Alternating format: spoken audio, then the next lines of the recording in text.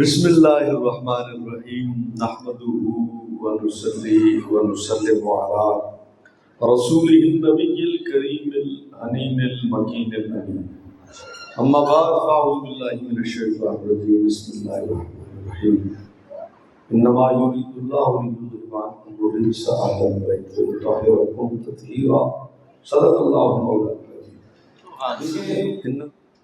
تعظیم کا جو حکم ہے نا، یہ یوں سمجھیے کہ آپ کے اعمال رتی برابر بے ادبی سے برباد ہو سکتے ہیں اگر آپ کے اندر تعظیم نہیں ہے، آپ کا ادب ہے۔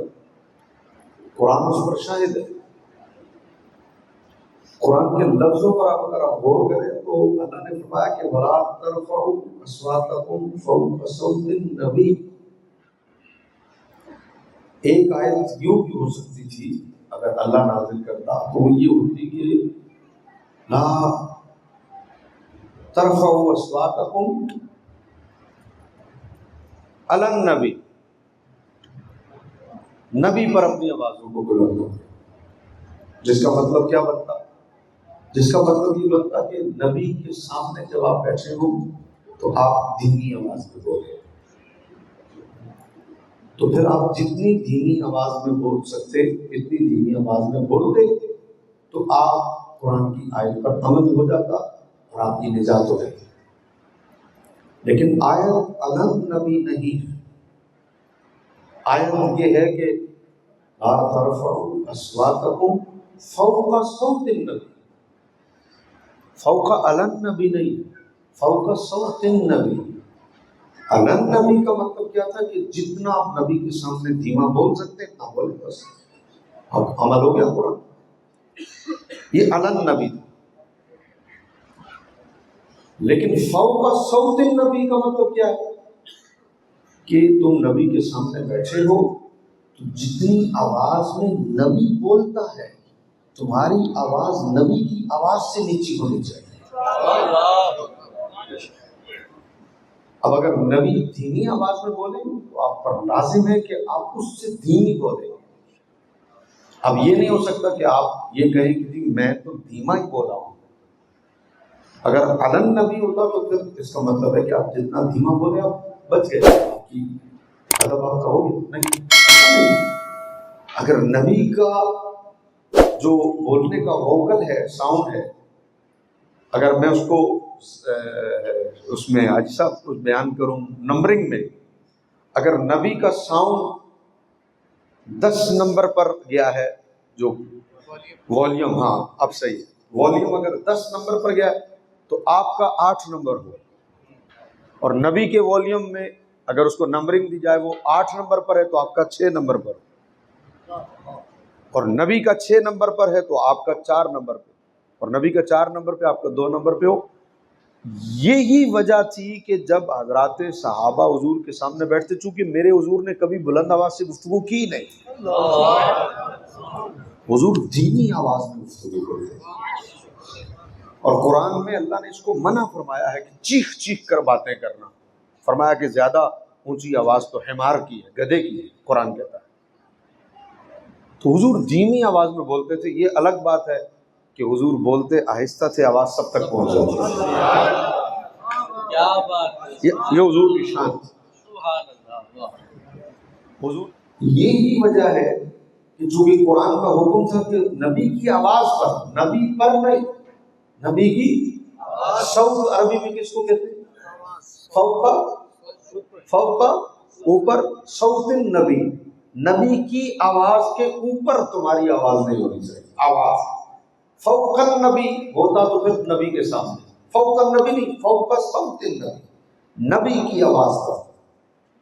یہی وجہ ہے کہ حضرت ابوبکر صدیق اور حضرت عمر فاروق، حضرت شیخین کریم، یہ 2 شخص یہ کبھی کبھی اتنا دھیما بولتے تھے حضور کی بارگاہ میں، کیونکہ حضور کی آواز سے نیچے رکھنی تھی آواز، تو یہ کبھی کبھی اتنا دھیما بولتے کہ میرے حضور کو کبھی کبھی کہنا پڑتا عمر دوبارہ کہو، کیا کہا ہے؟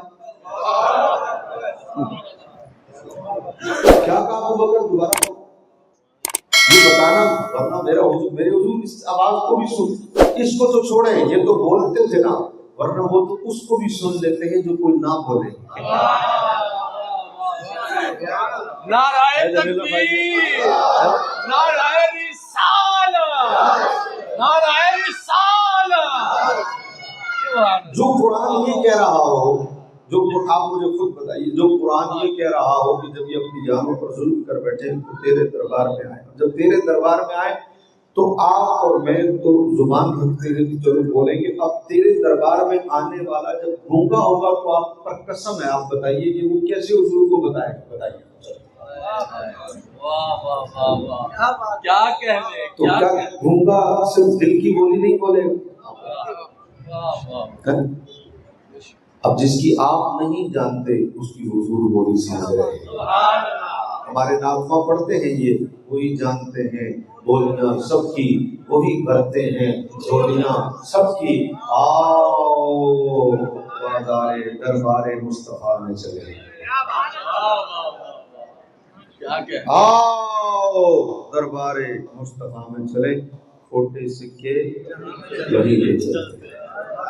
میرے بابا جی امیر المجاہدین رحمۃ اللہ تعالی آپ سختی کرتے تھے، وہ کہتے تھے اوئے چپ کر کھوٹے سکے، انہوں نے دربار کیڑا کھوٹا سی. لیکن یہ صحابہ کے لیے وہ فرماتے تھے. ہم جب یہ شعر اپنے لیے پڑھیں تو پھر ہم تو کھوٹے ہی. آؤ دربار مصطفیٰ میں، ہم جیسے کھوٹے سے، صحابہ جیسا سکہ تو ہے ہی نہیں نا جہاں، ان جیسا تو سکہ ہی. اب اس آیت میں میں پوچھتا ہوں کہ بتائیے کیسے بولے گا بولا جو اس کی زبان ہی نہیں؟ اس کا مطلب ہے کہ وہ دل کی بولیاں جانتے. یہ جو کہنا تھا کہ عمر دوبارہ کو، ابو بکر دوبارہ کو، اس کے اندر راز یہ تھا کہ ابو بکر و عمر دوبارہ کو، تاکہ لوگوں کو یہ پتہ چل جائے کہ نبی کے دربار کا ادب کیا ہے. عمر و ابو بکر اتنا دھیما بولتے، تعظیم ادب. یہ نہیں تو حضور حدیبیہ کے لیے گئے تھے، مغیرہ بن شعبہ عبداللہ بن مسعود کے بھتیجے لگتے ہیں رشتے. آخری مذاکرات کے لیے شعیب خان 4 بندے آئے تھے حضور سے حدیبیہ کے مقام پر مذاکرات کر. ان 4 میں سے جو آخری بندہ تھا وہ مغیرہ بن شعبہ کے چچا، بالکل آخری بندہ. یہ مذاکرات کے لیے حضور کے پاس آئے. انہوں نے کہا تھا، بخاری میں الفاظ ان کے ہی ہیں کہ میں بڑے بڑے درباروں میں گیا ہوں، میں نے بڑے بڑے بادشاہوں کے دربار میں جا کر میں نے اپنا پیش کیا ہے اپنا پیغام، میں ایلچی بن کے گیا ہوں، لیکن قسم ہے میں نے جتنا ادب محمد کے دربار میں محمد کے غلاموں کو کرتے ہوئے دیکھا ہے، میں نے کسی دربار میں اتنا ادب کسی کا ہوتے ہوئے نہیں دیکھا. عروہ بن مسعود جب گئے تھے کسی کا نہیں دیکھا. اور یہ الفاظ ان کے ہیں. انہوں نے کہا اس سے بڑا کیا ادب ہو کہ میں دیکھتا ہوں کہ وہ تھوک بھی ڈالنے کے لیے آگے بڑھتے ہیں تو 1400 کا لشکر ہاتھوں پہ لے لیتے ہیں، وہ وضو بھی کرنے لگتے ہیں تو لشکر. یہ انہوں نے کہا تھا حضور سے مذاکرات کے دوران مہربانی کریں. انہوں نے حضور کی داڑھی کو انہوں نے آتے مذاکرات کہ آپ عمرہ کرنے کے لیے آئے ہیں، یہ لڑیں گے، یہ جاہل قوم ہے، اجڑ ہے، لڑ پڑیں گے، آپ احرام میں، آپ مہربانی کریں. یوں کیا انہوں نے تو مغیرہ بن شعبہ نے رکھ کے دستہ مارا، آپ پیچھے کرو، دستہ مارا تلوار، آپ پیچھے کرو. اخر یدا کا اب آگ بڑھا ہے تو کاٹ کے رکھ دوں گا. انہوں نے دیکھا کون ہے، سچ اپنا بھتیجا ہے، میرا بھتیجا. حضور کی داڑھی کو ہاتھ نہیں لگانے دیا. کیوں؟ انہوں نے کہا اصل میں بے ادبی ہے کہ تمہارے ہاتھ ناپاک ہیں مصطفیٰ کی داڑھی کو. سگا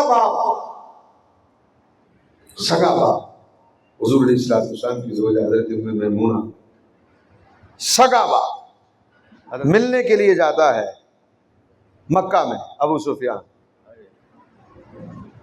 ملاقات کرنے کی. اب آپ غور کریں گے امی جان بستر لپیٹ دیتی ہے. زمانے بعد والد سے ملاقات ہو رہی ہے، زمانے بعد جب سے ہجرت کر کے آئے ہیں آج ملاقات ہوئی. اتنے عرصے بعد باپ ہے سگا، ابھی حضرت ابو سفیان ایمان نہیں لائے تھے تب کی بات، بستر ہی لپیٹ دیا. انہوں نے کہا کہ بستر کیوں لپیٹ دیا؟ ادھر آپ نہیں بیٹھ سکتے، یہ پاک نبی کا بستر ہے. ادب تعظیم. اہل سنت کا مزاج ہے کہ وہ تعریف اہل بیت جب کرتے ہیں تو ادب کو ملحوظ خاطر کرتے ہیں.